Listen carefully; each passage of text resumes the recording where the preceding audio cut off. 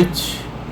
Vamos iniciar mais uma apresentação, fazendo uma oração, fazendo uma Ave Maria, né? Hoje é dia Nossa Senhora das Graças, em nome do Pai, do Filho e do Espírito Santo. Amém. Ave Maria, cheia de graça, o Senhor é convosco. Bendita sois vós entre as mulheres, bendito é o fruto do vosso ventre, Jesus. Santa Maria, Mãe de Deus, rogai por nós, pecadores, agora e na hora de nossa morte. Amém. Nossa Senhora das Graças, rogai por nós, ó Maria concebida sem pecado. Rogai por nós que recorremos a vós.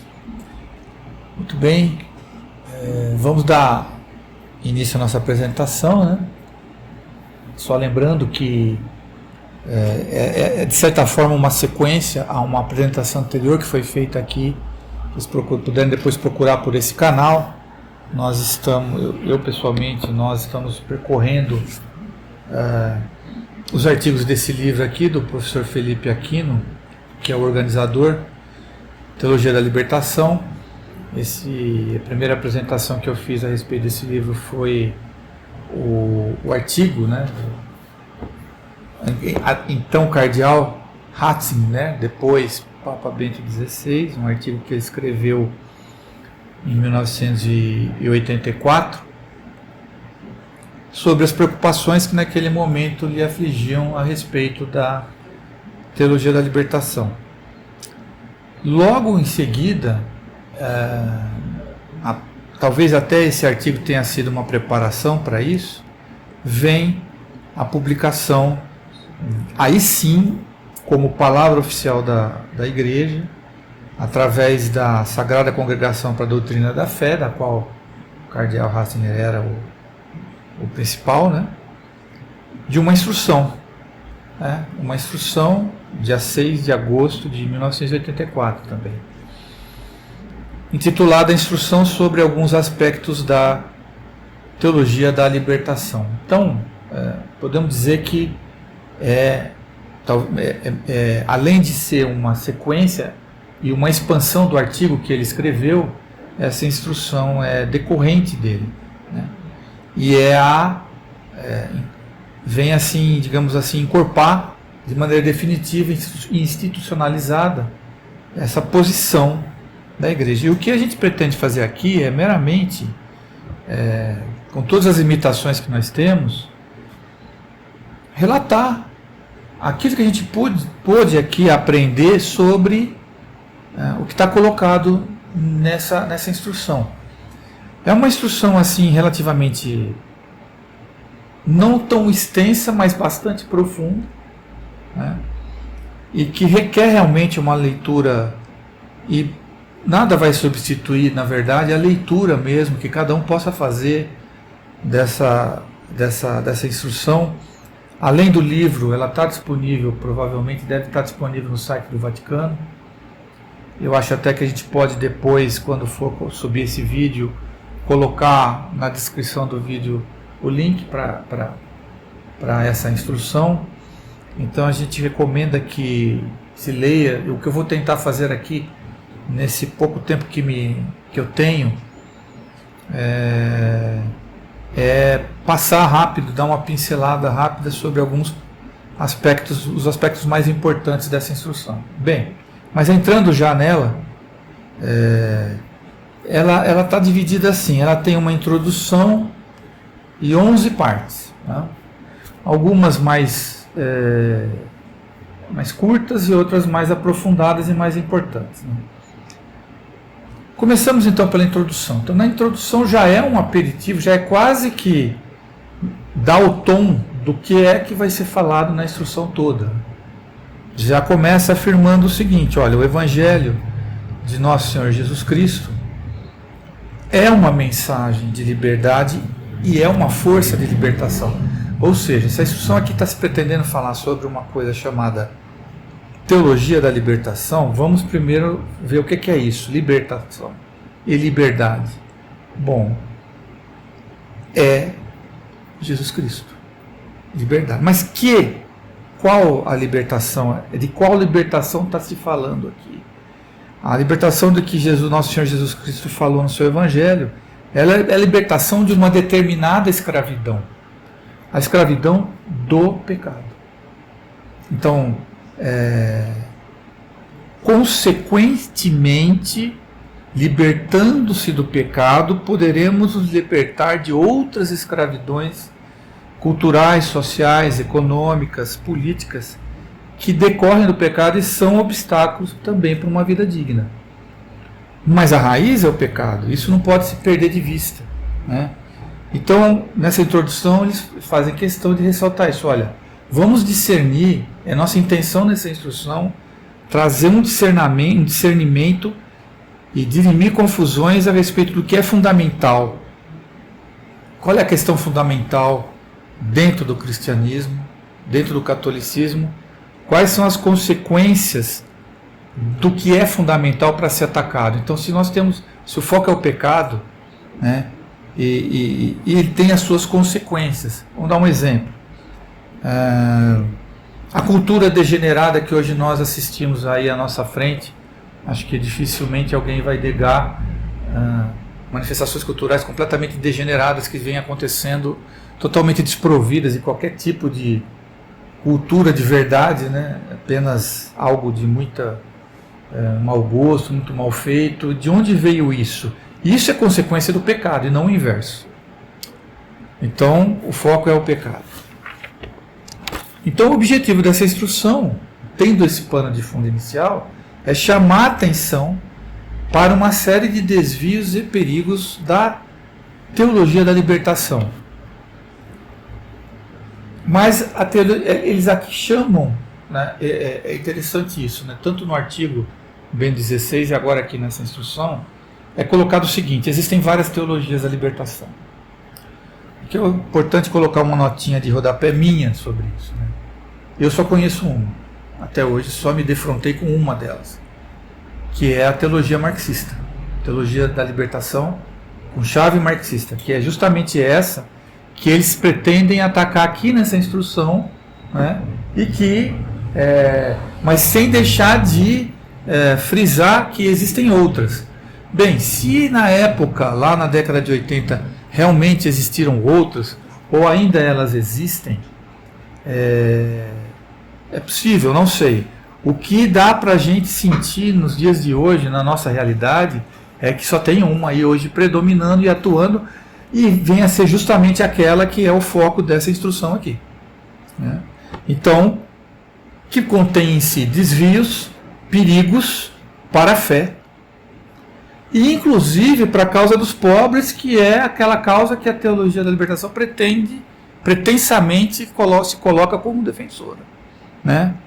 Porque ela tem um desvio ideológico, e essa jargão e clichê, opção preferencial pelos pobres, precisa ter olhado com muito cuidado, né?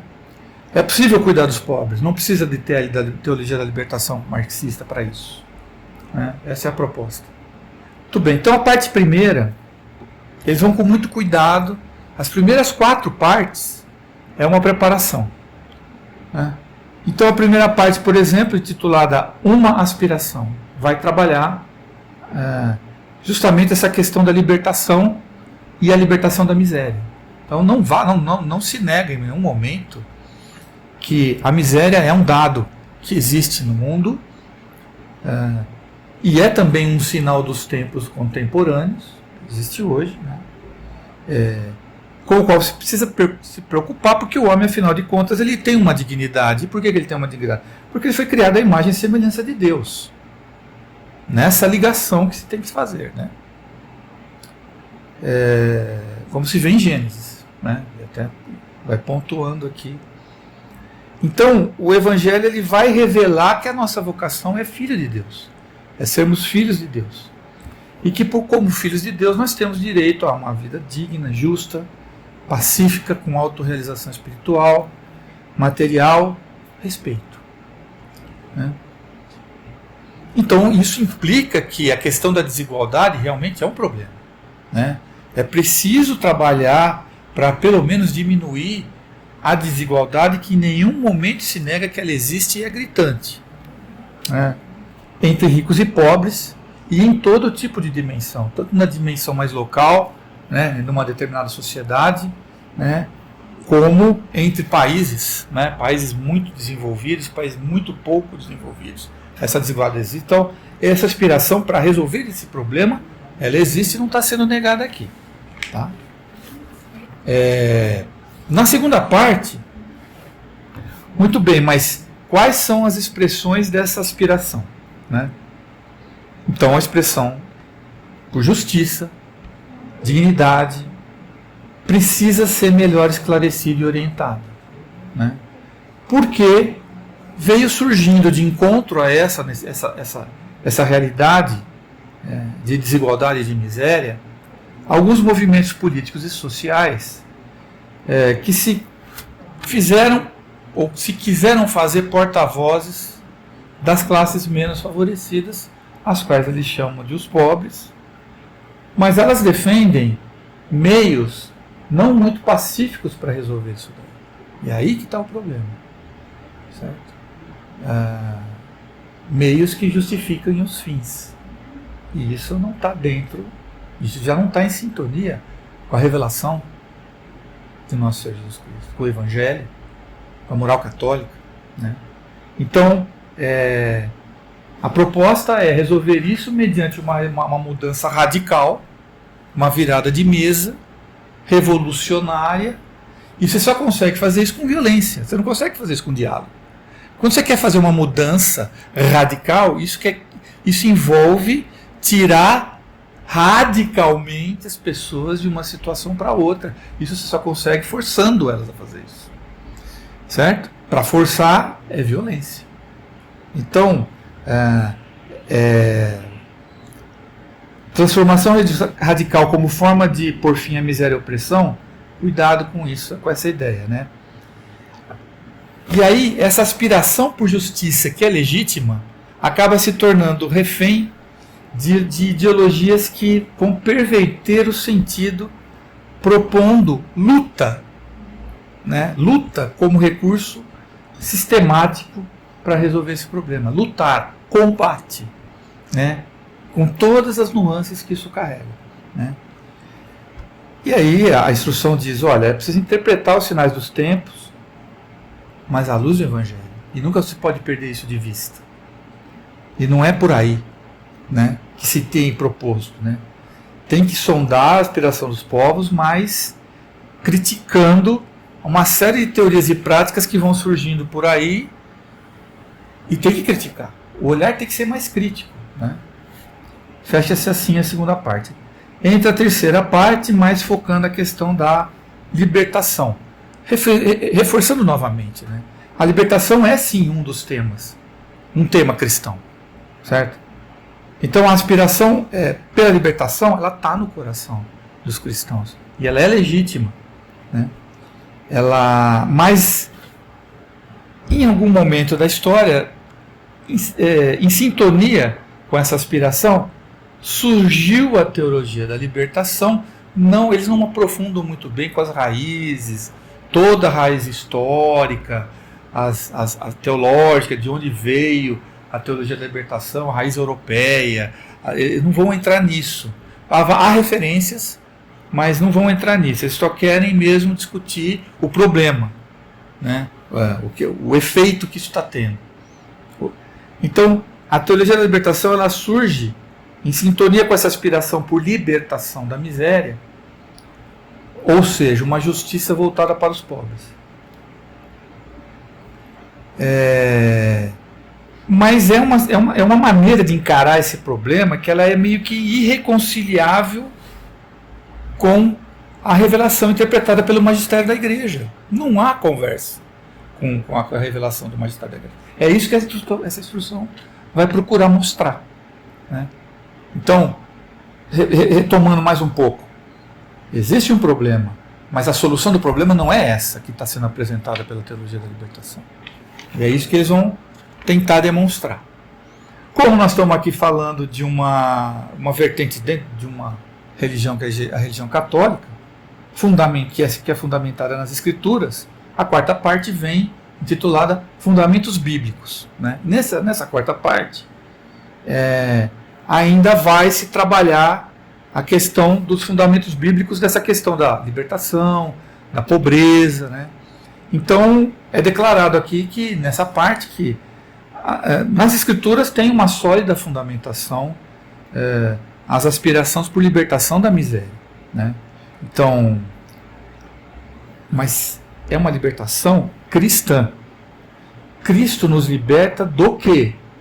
Da escravidão do pecado para uma vida nova na graça, né?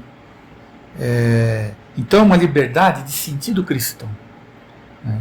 É uma vida no Espírito, livre no Espírito, nova na caridade, sem ceder aos desejos da carne.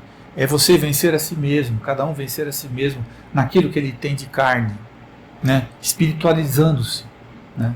Essa foi a mensagem, né?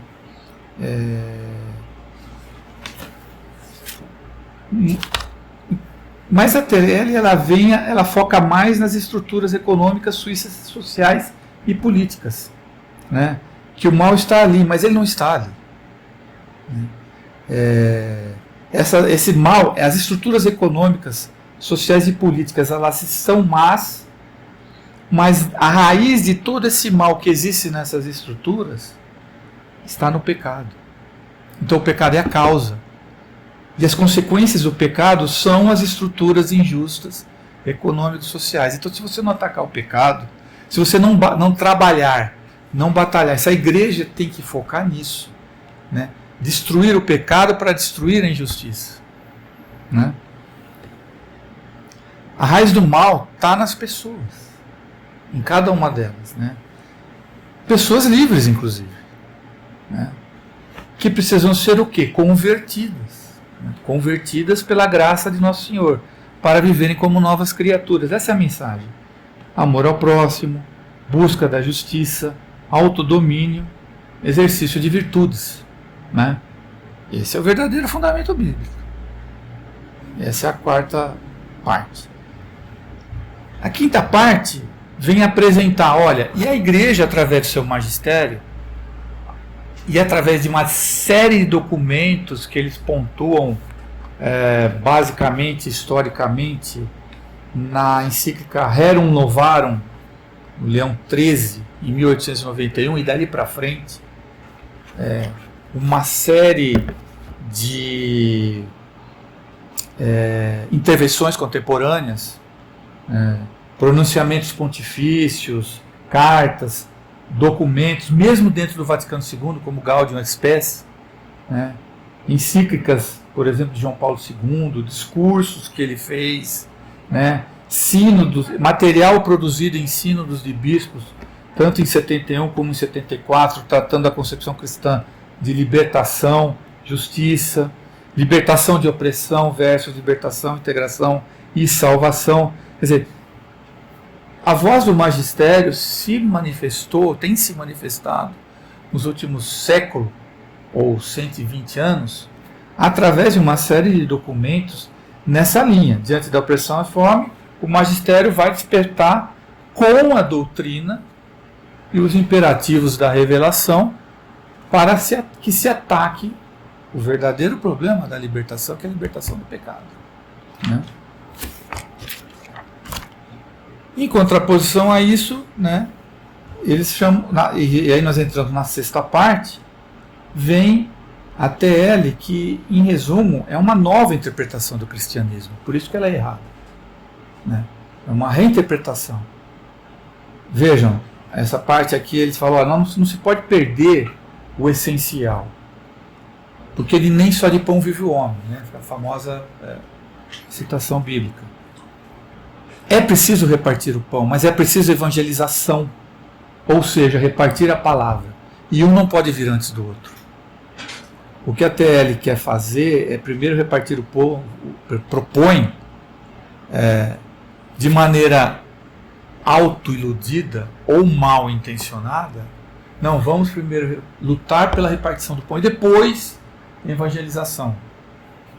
Isso é um erro, né? Um erro fatal, né? Repartir primeiro e evangelizar depois? Não, né? Ambos têm que andar de lado a lado. Não que não pode repartir o pão, mas tem que ver junto algo mais, né? Então, essa luta pela liberdade humana apenas num sentido socioeconômico transforma o evangelho em algo terrestre e não divino, e não transcendente, né? Então, eles voltam a dizer aqui, olha, tem várias TLs, tem várias teologias da libertação, mas a que a gente realmente está preocupado é aquela que pretende interpretar de uma maneira nova o conteúdo da fé e a existência cristã dentro de um modo, de uma chave, utilizando o marxismo como critério de análise, né? E o racionalismo, que no final das contas não vai resolver nada e, pelo contrário, vai corromper o impulso inicial em favor dos pobres, ao contrário, né?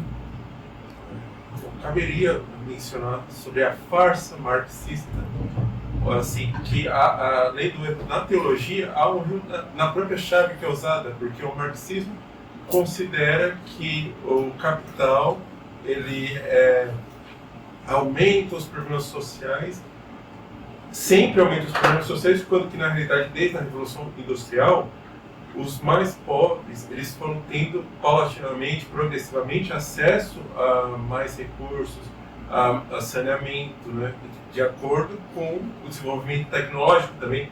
Só que o marxismo, por se basear numa mentira, ele não considera os aspectos positivos, né, que vem assim do progresso em termos materiais.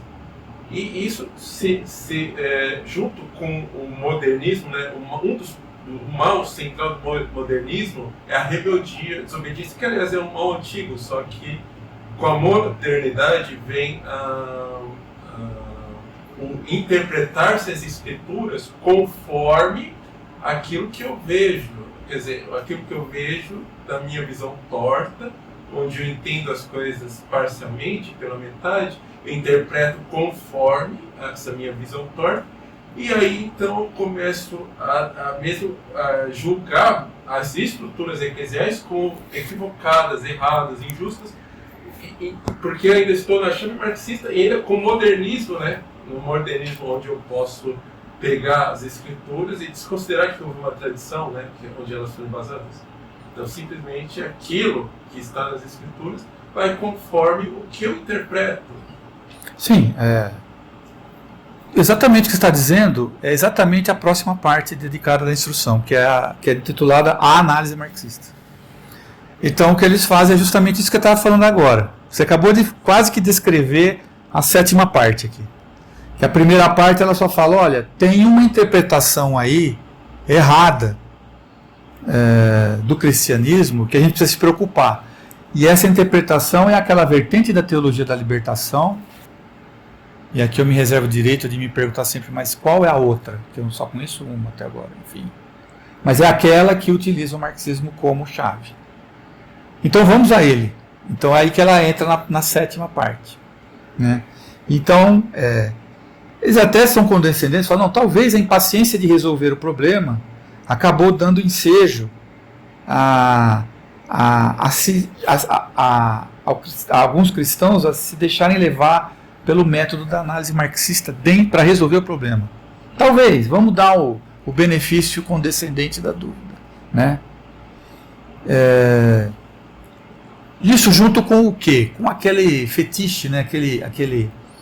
Aquela coisa de que tudo para ter eficácia precisa ter uma análise científica acoplada, né? E aí o marxismo surge se arrogando a qualidade que ele não tem de ser científico. Sendo que ele não é, há várias controvérsias sobre isso. Mas, eu sou científico, quem aqui não lembra, né? Ciência! Você está negando a ciência, um dogma de fé. A ciência, hoje em dia, virou um dogma de fé, contra o qual excomunhão eterna, anátema és, a quem levantar a mão e dizer, mas espera aí, mas a ciência ela briga entre si. Não há dogma na ciência. Na ciência não. Né? Mas a análise científica, o marxismo então como ele se diz científico, ele acabou ocupando o lugar de instrumental de análise para essa TL ruim, né? Que eles estão preocupados, né? E com todo o fascínio que essa coisa científica, então é sempre assim, né? Eu brinco muito, eu uso muito o termo de colocar o santo na mesa, né? Não, você não pode me contestar, eu estou usando uma técnica científica para analisar o problema da sociedade, então você não vai contestar isso aí, que é o marxismo, né? Que para ficar só em alguns problemas dele, se você não faz uma análise crítica, você acaba engolindo com casca e tudo uma coisa que, por exemplo, ela tem uma concepção totalizante de mundo. O que é totalitarismo, né? É aqui você aceita e quem não aceita está fora, né? Então é um pressuposto ideológico, né? Então, junto com a análise marxista vem a ideologia. E qual é o grande chave ideológica que vem ser apresentada pelo marxismo e foi apropriada pela teologia da libertação? A realidade é uma só, por toda a história do mundo, o homem luta contra o homem numa eterna luta de classes. Uma classe luta contra a outra. Mas que classes são essas? Os de baixo e os de cima. Certo? Então tem o que está embaixo e o que está em cima, né? Nós já vimos que esse tipo de ideia acaba levando fatalmente a sociedades totalitárias lá na frente, né? E não tem nenhuma compatibilidade isso com a concepção cristã de homem e de sociedade. Não tem. Então, se você quiser ser um cristão católico de verdade, você não tem como conversar, dialogar. Não tem diálogo com isso. Não tem, desculpa, não tem. É a mesma coisa que você dialogar sobre aborto.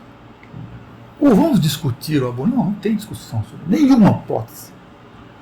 Você vai discutir sobre aborto comigo? Tá, então eu vou levantar da mesa e vou embora. Tchau. Acabou. Não tem conversa. Vamos discutir a possibilidade de assassinar alguém? Porque veja, sabe, você deveria matar um velho, vamos lá matar. Não. Amigo, eu não vou discutir isso com você. Porque para mim não há discussão sobre isso. É muito, né, é muito esperta essa abordagem, né? Essa proposta de todo constantemente, vamos discutir numa boa, pacificamente. Te traz para essa discussão. Se ele te traz para você fazer essa discussão, você já está perdendo. Você já perdeu. Porque você já admitiu que dentro que você vai entrar numa discussão, e uma discussão pressupõe que você pode recuar. Um pouquinho que seja. Não, eu recuo aqui, você recua ali. Aborto em 2 semanas só, beleza? Fechado? Não, né? Então aqui, essa coisa de luta de classes, divisão entre as pessoas, entre os homens, um entre o mais favorecido e o menos favorecido, não existe. Mas essa é o conceito fundamental da ideologia marxista que a teologia da libertação se apropriou. E a partir dela ela vai trabalhar e expandir tudo mais, né? Bom, sem falar no problema que está intrínseco à natureza do pensamento marxista, que é o materialismo, ou seja, o ateísmo. Então, às vezes, a gente até se pergunta, né, como é que a teologia da libertação consegue se resolver dentro dela mesma, sabendo ela, será que ela sabe mesmo que ela está usando um corpo de ideias intrinsecamente ateu, porque recorre ao materialismo? Ou são pessoas que perderam a fé mesmo? Então, tudo bem. Então, abre o jogo, né? Vamos implantar o ateísmo na Igreja Católica, né? Enfim, o materialismo, o ateísmo, a negação da pessoa humana, todo mundo, nós não somos pessoas, somos uma colmeia, somos um formigueiro, todo mundo é igual, e é assim que tem que ser, caminhamos em direção a isso, não há individualidade, é o coletivismo, né? E a natureza espiritual da pessoa? Não. Deixa para lá, né? Subordinação total a uma coletividade. Igual a sem dignidade. Certo? A partir do momento que a gente vira abelha, você se anula, deixa de existir. A grande pegada que eles não revelam é que por cima disso tem alguém mandando. E aí que é a classe dirigente. A gente vê que se olha para o coletivo, para o povo, não para o indivíduo, para a salvação da alma da pessoa individual. E aí se para de administrar os sacramentos também. Vai chegar. Confissão, para quê? Não. Precisa mais. Ou, assim... Por quê? Para quê? Porque Deus, na verdade, não vai te condenar. Porque Ele é muito legal. Se você já faz bem para a comunidade... O inferno não existe. As pessoas. O inferno não existe. Quem está lá só é Lúcifer, sozinho. E olhe lá, hein? Talvez a gente possa discutir com ele algumas questões. Então, essa né, tirada da espiritualidade, de novo, né, vamos retomar.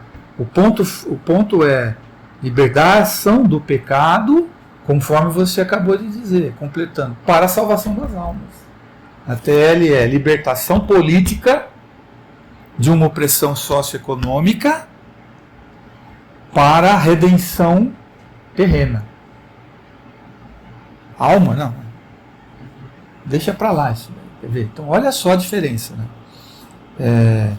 Bom, então, mas eu volto a dizer, né? Essa parte 7 ela é mais extensa, tem muita coisa.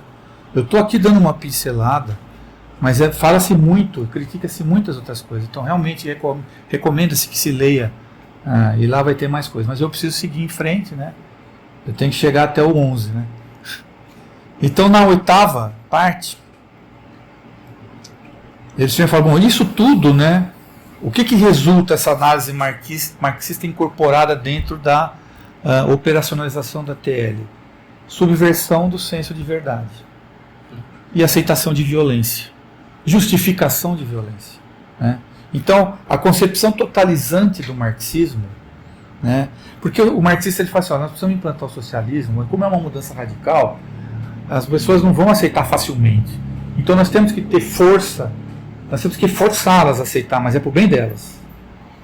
E lá na frente elas vão saber. Mas num momento intermediário nós precisamos forçar. E para forçar tem que ter violência. Né? Mas é uma violência do bem. Tá? Agora, e também tem que ter o quê? Centralização de poder numa classe dirigente, porque senão não organiza o negócio. Porque como a mudança é radical, tem que ter um controle central forte. Né? Eles não gostam de falar hierarquia, né? Mas é hierarquia, só que é um controle. Né? Então, essa concepção totalizante do marxismo, essa conversa mole de validação cientificista, né? Vão levar a teologia da libertação a aceitar posições que são incompatíveis com a visão cristã. É incompatível. Né? Prática revolucionária. Revolução. Né? Até me arrepia de lembrar de uma frase de alguém ter dito assim, jovens, sejam revolucionários. Né? Olha o perigo de se falar isso fora de contexto. Né? Leva à seguinte conclusão, só quem participa do combate revolucionário pode fazer uma análise correta. Você está na briga? Você é um militante? Você está na luta? Então a análise que for produzida por você, eu saberei que ela é correta. Ela é verdadeira. Você não está na luta, então esquece. Você nem vou te ouvir. Né? Então se cria um partidarismo. O que é partido? Parte. Eu tenho uma parte oposta às demais. Né? Então, não tem mais a verdade revelada.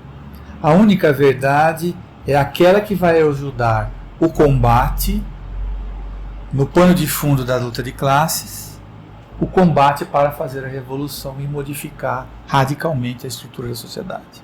Né?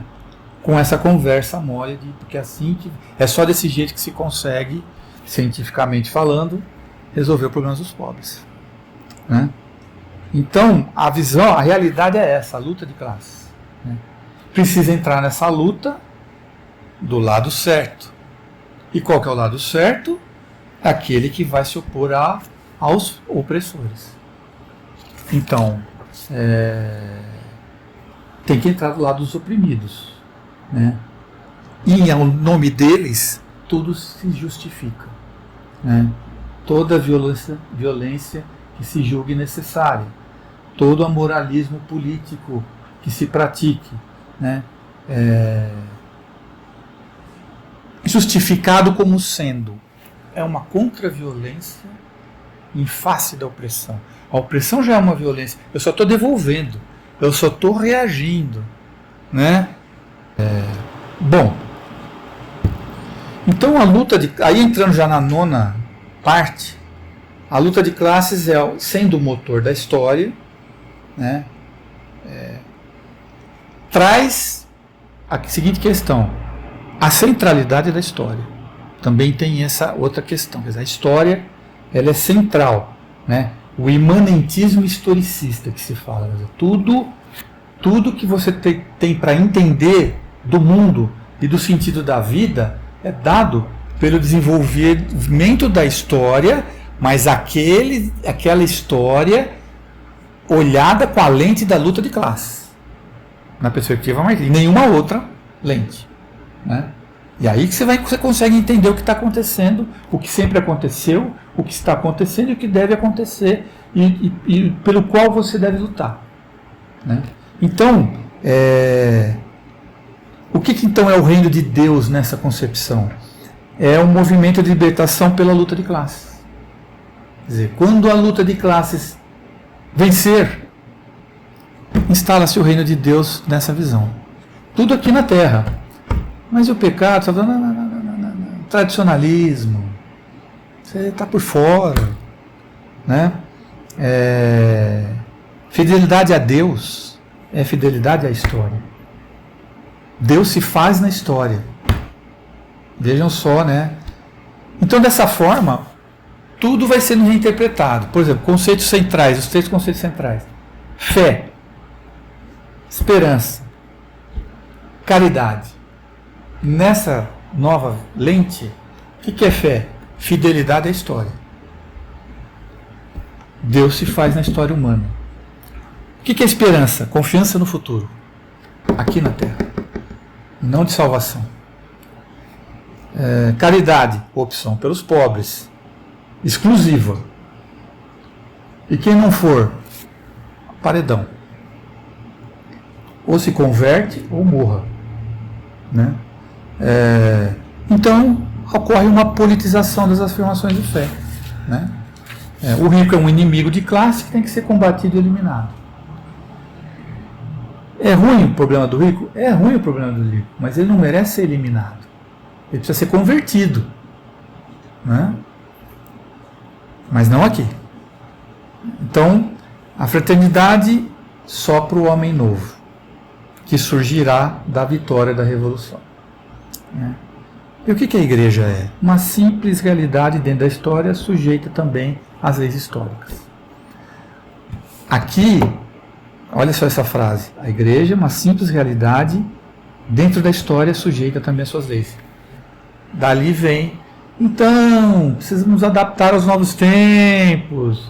Naquela época era assim, agora o tempo mudou, então a igreja tem que mudar. E tem que fazer coisas diferentes. Dogmas, vamos mudar, né? Essa é a 9ª parte. A 10ª e última parte, que vai chegar no problema da hermenêutica. Né? Tanto que eu vejo em alguns discursos desse pessoal da teologia da libertação que não é só uma reinterpretação da Bíblia, mas também a reinterpretação do magistério da igreja, dos doutores. Tudo. Cita Santo Agostinho, mas reinterpretando. Não é bem isso que ele quis dizer. Santo Tomás de Aquino, mas com uma lente, Ou o que ele quis dizer. Você tem que ver agora que o que ele disse naquela época Agora, para esse tempo, tem que ser entendido de uma outra forma. Tá? E aí eu vou te dizer qual é. Luta de classe. Revolução. Queima tudo. Ah, sim. Aí não dá para aproveitar nada. Deus seja louvado que nós temos alguém que ainda, né? Então, a 10ª parte vem chamar a atenção para o problema disso aí. Quer dizer, chega-se então ao ponto, aí é que está. Uma barreira muito grande que se coloca para o pessoal da teologia da libertação é justamente o seguinte. Mas peraí. Eu estou lendo a Escritura e não é isso que ela está dizendo. Como assim? Mata o rico. Não é? Como assim aqui na Terra? E as almas? E a salvação das almas? E a espiritualidade? Aí, não, é que você não está entendendo o que está escrito ali. O que quis dizer ali, na verdade, eu vou interpretar para você agora. O que é? É hermenêutica. Então, a hermenêutica é uma técnica, uma arte para interpretar e explicar algum determinado texto ou discurso, especificamente aqui a Bíblia. Ou a tradução. Não, ainda então. Não havia se chegado a isso ainda. Mas eu estou começando a ver, já comentei com vocês, que está começando a se chegar nisso. A tradução do grego não está bem essa. Né? É mais essa. Daí para eu começar a chegar novas Bíblias, novos catecismos, por isso é que eu tenho recomendado, guardem suas Bíblias e seus catecismos. Mais antigos, recorram à Vulgata, recorram ao Catecismo Antigo, Catecismo de Trento, o Romano, o Máximo de João Paulo II, porque edições mais antigas, né? Porque se chega a isso. Aqui, como isso foi escrito na década de 80, nem eles acho que imaginavam que se chegaria a esse ponto, que está se chegando hoje, né, décadas depois. Mas mesmo lá naquela época, eles falavam, olha, já estão começando a fazer uma nova leitura da Escritura. Então, por exemplo, o Êxodo. A teologia da libertação gosta muito do livro do Êxodo, né, porque ela, conta, entre outras coisas, uma história de uma libertação do povo, né? Eles pegam isso e falam, foi uma libertação da escravidão política do Egito. Mas e a aliança com Deus? Onde entra Deus nessa jogada? Até o Magnífica recebe uma leitura política. Leiam hoje o Magnífica e tentem pensar como se fosse um teólogo da libertação, que está querendo justificar o que está escrito ali na perspectiva da teologia da libertação. Eles usam até o Magnífica, que é libertação, né, fez cair os fortes, né? A perspectiva vai ser colocada é outra, né? Então, a questão é o seguinte, o erro não está exatamente em ter uma dimensão política, mas tornar ela principal e exclusiva. Esse é que é o problema. E principal. Não é por aí. Então essa nova hermenêutica, por exemplo, vai olhar Jesus como sendo alguém na história. E vai dizer então que houve levado ao mais alto grau, uma experiência revolucionária da luta dos pobres pela sua libertação terrena. E só. Jesus é isso. Né? É um Jesus histórico. Né? Só que, qual é o probleminha que tem com isso? Isso está negando toda a doutrina sobre Cristo da tradição em nome de um critério de classe. Porque Jesus foi o verbo encarnado. Me corrijam se eu estiver errado. Né? Me parece que é isso. O próprio Deus que rompeu a história veio estar entre os homens para lhe mostrar um caminho para vencer a morte e se salvar do pecado, né? Então, quando eles deixam de lado essa questão e só colocam Jesus revolucionário, eles gostam muito de falar Jesus de Nazaré. Quando você ouvir um pai falar Jesus de Nazaré, tem TL ali. Certo? Tem um grupo chamado os Padres da Caminhada. Vocês vão ver os documentos deles, sempre Jesus de Nazaré. Agora, Jesus Cristo Nosso Senhor Jesus Cristo, não. Né? Então, só focando, não, tem que reviver a experiência de Jesus, que é dos pobres lutando pela sua libertação. E só assim se chega ao conhecimento de Deus. Não. Né? Não é por aí. Quando você faz isso, daí vem, você está reinterpretando tudo, né? Uma reinterpretação política da morte de Jesus, da sua ressurreição, né? Do sentido de redenção, né? Todo o mistério cristão. Porque o centro do mistério cristão é justamente esse: a encarnação, morte, ressurreição. Quando eles mudam isso, eles estão reinterpretando tudo. O problema que tem é que, como eles utilizam muitos termos ainda dentro do reservatório, digamos assim, de vocábulos católicos, eles usam expressões católicas, vai dando a impressão que é só assim, não, eles estão acrescentando algumas coisas novas, uma nova visão, mas é a mesma coisa, mas não é. Então, o perigo aqui é tão sutil que muitos não vão se apercebendo disso, né? Mas é isso, né? Nível de sacramentos, por exemplo, total inversão dentro dessa nova hermenêutica. Então, o que é a Eucaristia? Celebração do povo na sua luta. Basta isso. Né? Não é isso. Né? É presença sacramental do sacrifício que reconcilia corpo e sangue de Cristo. É isso. Né? Então, passa a existir uma negação da unidade da igreja. Né? Reconciliação humana não são mais dons que nós recebemos de Cristo. É a classe histórica dos pobres que constrói a unidade através do seu combate. É uma unidade imposta. Venha ser pobre conosco e juntos venceremos esses opressores capitalistas. Né? Falou capitalista em homilia, desculpa, aí já ficou complicado. Então você crê o quê? Se você fala que a luta de classes é um caminho para a unidade, a Eucaristia vira uma Eucaristia de classes. O rico não merece comungar. Mas quem disse isso? Nem eu, nem você, nem ninguém, nem o bofe.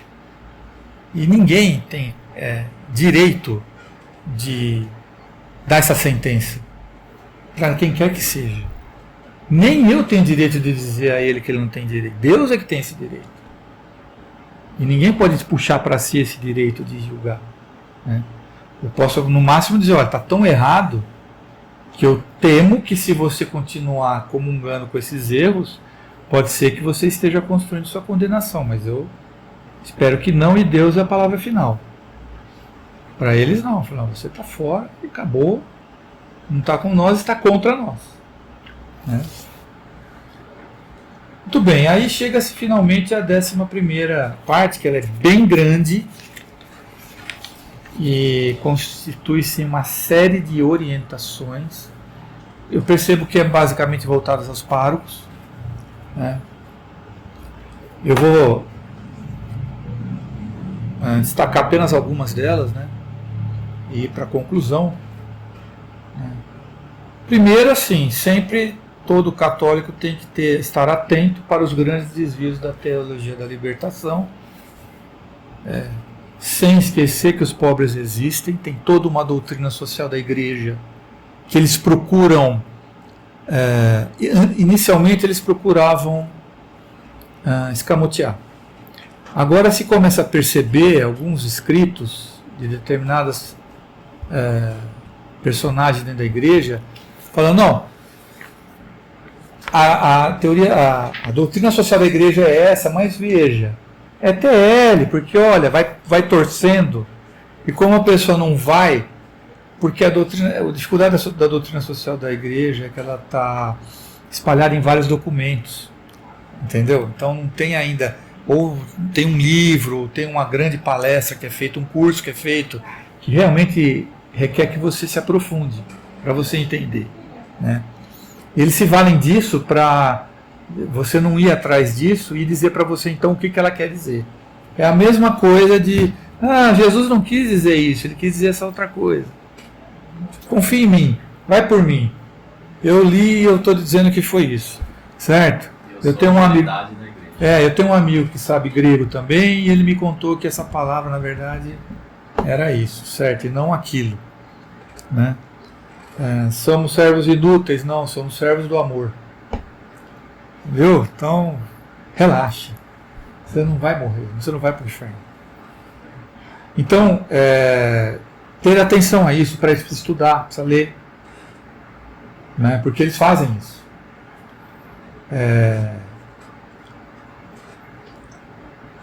Ter em mente que a libertação está vinculada a que pilares? A verdade sobre Jesus Cristo, o Salvador. A verdade sobre a igreja. A verdade sobre o homem e a sua dignidade à luz das bem-aventuranças. Né? E é lá que tem todo o sentido. As bem-aventuranças, por exemplo, né? Os pobres de coração, né? Os pobres de espírito, está lá o sentido de pobreza. É humildade diante da minha fraqueza. Né? E não pobreza material. Que também tem, mas tem outra, que é pior.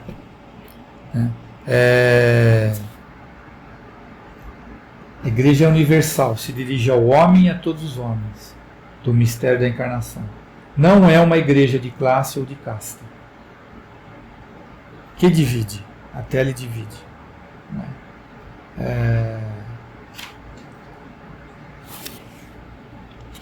Vigiar sobre a qualidade e conteúdo das catequeses e formações espalhados por aí. Aí cabe a cada católico estar sempre atento sobre isso, né? Porque é ali que acontece muita coisa que às vezes nem o pároco está vendo. Né?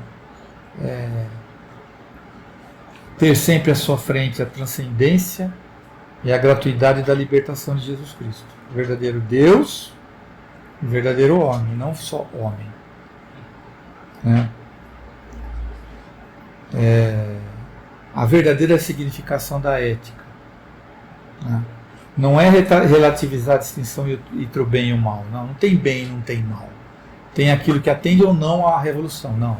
Tem o bem sim, tem o mal sim. E aí quem é você para dizer? Não sou eu que estou dizendo, Jesus disse isso.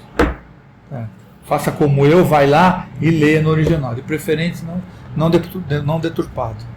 Né? Chamar a atenção sempre estar alerta contra a politização da existência e a sacralização da política, né?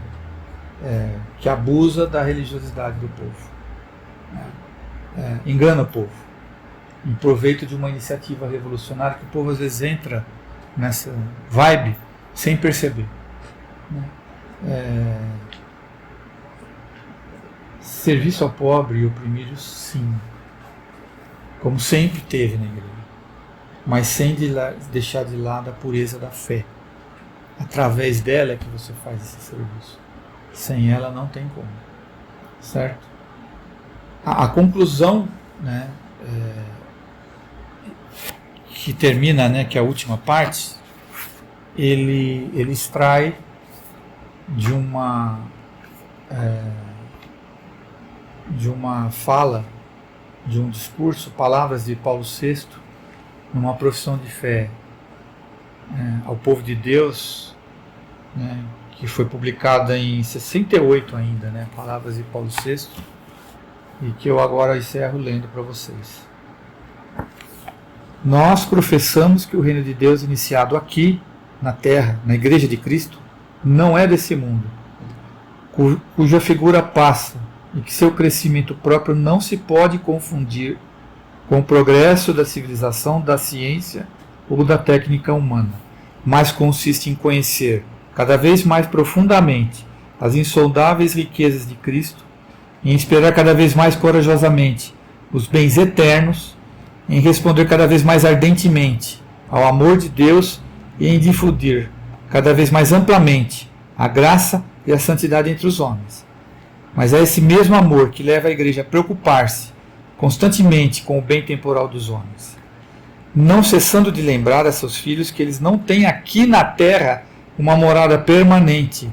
Anima-os também a contribuir, cada qual segundo sua vocação e os meios de que dispõe, para o bem de sua cidade terrestre, a promover a justiça, a paz e a fraternidade entre os homens, a prodigalizar-se na ajuda aos irmãos, sobretudo os mais pobres e mais infelizes.